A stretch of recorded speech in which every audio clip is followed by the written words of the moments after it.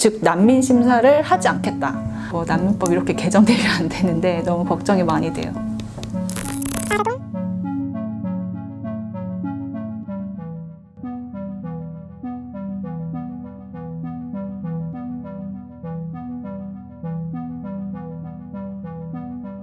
지금 법무부에서 난민법 개정안을 만들고 있는데 현재 아까 그 난민 심사 절차 말씀을 드리면서 출입국항에서 이제 있었던 그 독특한 제도가 회보 심사 제도였잖아요. 사전 심사 제도인데 사실 정식 난민 심사를 할지 말지를 결정하는 그 제도인데 그 사전 심사 제도를 이제 전면적으로 도입을 하겠다는 거예요. 재신청자 같은 경우 그리고 뭐 강제 퇴거 명령을 받고 외국인 보호소에서 난민 신청하시는 분들 그리고 불인정 결정 받은 사람들의 그 자녀, 미성년 자녀인 경우에는 면접 조사도 생략할 수가 있고 이런 난민 심사 부적격 결정을 할 수 있다는 거예요. 즉 난민 심사를 하지 않겠다.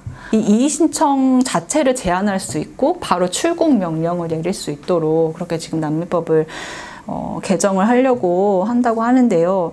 이제 좀 문제가 되는 것은 이 대상자로 재신청자가 껴있다는 거예요. 되게 부실한 그런 면접하에서 이루어진 내용을 바탕으로 그냥 쉽게 난민 불인정이 이루어지고 있는데 이런 상황에서 다시 이제 대법원까지 와가지고 다시 재신청을 하는 사람들의 신청을 막겠다는 것이죠. 이런 사람들은 해봤자 부적격 결정을 내리고 이 신청도 못하게 하고 출국명령을 내리겠다는 건데 결국에는 애초에 제대로 심사를 하지 않고 이런 식으로 이제 적체된 신청자들이 있으니까는 이런 적체 현상을 이런 재신청자 이상의 사람들을 쫓아냄으로써 해결을 하겠다는 것이죠. 이제 명백히 이유 없는 신청 등의 경우에는 불인정 결정을 한다. 1심에서 만약에 패소를 하면은 출국 조치를 할 수 있게 해버렸어요. 근데 앞서 말했듯 이런 명백히 이유 없는 신청의 예로가 뭐가 있냐면 1년 이상 체류를 했는데 그 체류 만료일에 가깝게 돼가지고 난민 신청한 사람 혹은 뭐 난민임을 인정할 증거가 없는 사람의 경우에도 이렇게 명백히 이유 없는 신청에 해당이 되는 거예요. 세 번째는 그 이제 애초에 출입국에서 면접 조사를 한다고 했잖아요. 근데 그 인터뷰에 2회 이상 불출석 시를 하면은 난민 신청 철회를 한 것으로 간주를 한다라는 거예요. 근데 기존에 어떤 일이 있었냐면은 이 인터뷰를 한다고 이제 전화를 하는데 전화가 오는데 1분 간격으로 그냥 부재중 통화로 와 있었다는 거죠. 일을 하라고 할 수도 있는 것이고 뭐 화장실에 잠깐 가 있을 수도 있는 것인데 1분 간격으로 전화를 해놓고서 2번 안 왔네? 2번 전화했는데 안 받네? 라고 해서 그럼 난민 철회. 이렇게 쉽게 해버릴 수도 있다라는 것이고 그리고 재입국 허가 없이 출국하는 경우에도 난민 신청 철회로 간주를 한다라는 거예요. 그러니까 미리 이제 우리 한국 정부의 출입국에 재입국 허가를 받지 않은 상태에서 뭐 만약에 자기만 들어온 경우 있잖아요. 자기 가족은 뭐 터키나 이런 곳에 잠깐 살고 있는 경우 한국까지 이제 비자가 잘 나오지 않아서 못 들어온 경우에는 이제 가족들이 헤어져서 사는 경우가 많이 있는데 그 가족을 보러도 이제 못 나가게 하겠다는 거예요. 이제 소재기 기간이 기존에는 난민 불인정 결정이 난 그 이후에 90일 이내에 소재기를 했으면 됐었어요. 근데 그 90일을 30일로 3분의 1로 싹둑 이렇게 단축시켜 버렸다는 거죠. 30일이 너무 촉박한 게 한국말이 잘 이렇게 자유롭지 않은 상태에서 특히 또 자기를 뭐 지원하는 단체도 없고 이런 경우에는 혼자 다 찾아서 다녀야 하는데 이게 너무 변호사 찾는 것도 일이고 그런 소송 비용을 마련하는 것도 일이고 어려운 점들이 많아서 결국 난민들한테 너무나 불리하게 지금 법안이 많이 바뀌었다라는 것을 알 수 있습니다. 이거 난민법 이렇게 개정되면 안 되는데 너무 걱정이 많이 돼요. 캐나다가 굉장히 선진국이 난민 분야에서도 선진국인데 150년 이상의 그런 이민 정책을 이어온 나라이기도 해서 굉장히 이민 친화적인 그런 국가이기도 한데 난민 심사 제도 중에 좀 주목할 만한 점이 있더라고요. 그래서 1차 심사랑 그 2차 심사가 우리나라의 그 출입국 에 해당하는 기구가 아니라 이 기구와는 독립된 기구인 이민난민위원회라는 곳에서 이루어진대요. 그래서 난민 신청자와 그 난민 그 신청자를 심사한 그 심사관이 이제 대심적 구조로 가는 거예요. 마치 원피고처럼. 그래서 이 난민심사위원회에서 판단을 하는 거죠. 그래서 만약에 이 사람이 난민 인정을 받았으면은 이 조사관이 이의 신청을 할 수 있는 거고요. 이 사람이 불인정을 받았으면 본인이 이제 이의 신청을 할 수 있는 그런 구조인 거죠.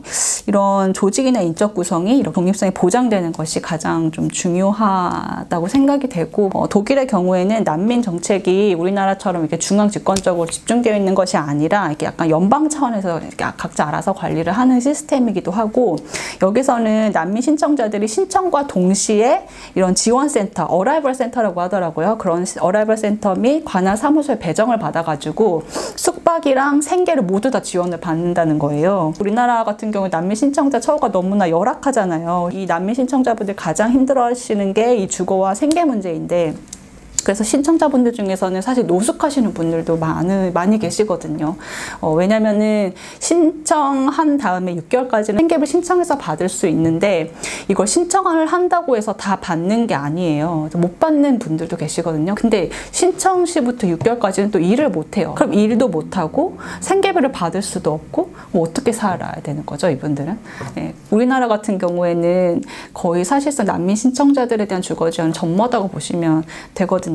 사실 영종도에 외국인 지원센터라고 한 곳이 있긴 한데, 여기도 이미 너무 다 만석이고, 여기를 들어가려면 몇 개월 예약을 이제 걸어놓고서 한 막 6개월, 8개월, 길게는 1년까지도 대기를 해야 되고, 한번 이렇게 들어간다고 해서 이거를 뭐 계속 살 수 있는 것이냐, 그것도 아니고, 6개월 정도로 이제 기간도 제한이 되어서 6개월 살고 나면은 다시 이제 또 나와야 되는 그런 상황에 있습니다.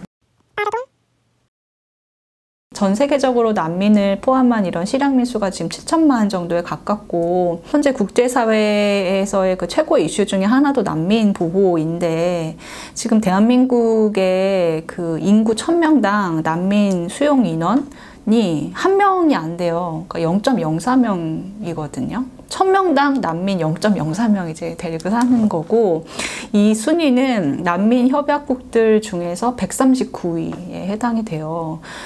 난민법과 협약 가입국이긴 하지만 그 취지에 맞게 지금 운용되지 못하고 있는 그 증거거든요. 이게 139위라는 것은 전 세계적으로도 이런 난민이 발생을 하는 것, 그리고 이런 발생한 난민들이 여러 나라로 이동을 하는 것 자체는 거스를 수 없는 흐름인데, 이것을 거스를 수 없다면 우리가 이미 가지고 있는 이런 법제도 안에서 난민을 잘 확인하고 이런 보호할 방법을 좀 강구를 하고, 한국 사회 내에서 어떻게 잘 이분들과 어울려 살고 통합시켜 나갈 것인가를 얘기를 해야지, 논의를 해야지, 이분들 수용할지 말지, 난민법을 폐지를 할지 말지를 얘기를 하는 것은 굉장히 좀 공허한 논의고, 우리에게 좀 선택지가 될 수 없다라는 생각이 들고요. 너무 이렇게 신속성과 효율성에만 이제 초점이 맞춰진 것이 아니라 이제 공정성까지도 같이 고려가 되어야 되고, 이렇게 난민 협약의 취지에 맞게 공정하게 좀 제대로 운영을 하면서 정당하게 난민 사유가 있는 사람들이 난민으로 확인될 수 있는 제도를 이렇게 만들어 가는 것이 이런 제도 개정의 어떤 목적이 되어야 되지 않나 생각합니다. 지금까지 어필의 릴리였고요. 오늘 영상 보시면서 혹시 궁금하신 점이나 혹은 이런 점은 잘 이해가 안 간다, 궁금하다 라는 점이 있으시면 언제든 댓글 남겨주시면 저희가 또 성실하게 답변을 드리겠습니다.